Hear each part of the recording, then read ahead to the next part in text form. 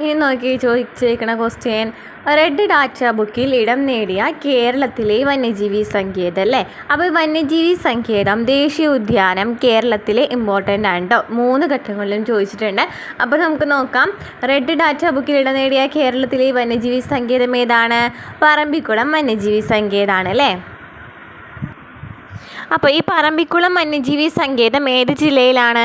പാലക്കാട് ജില്ലയിലാണ് പറമ്പിക്കുളം വന്യജീവി സങ്കേതം സ്ഥിതി ചെയ്യുന്നത്. പാലക്കാട് മുതലമട കേട്ടോ.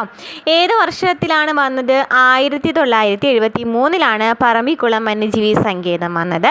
അതിൻ്റെ ആസ്ഥാനം എന്ന് പറയുന്നത് തുണക്കടവാണ് കേട്ടോ. തുണക്കടവാണ്. തമിഴ്നാട്ടിലൂടെ മാത്രം പ്രവേശന സാധ്യമുള്ള സങ്കേതം എന്ന് ചോദിച്ചാലും പറമ്പിക്കുളം വന്യജീവി സങ്കേതമാണ്.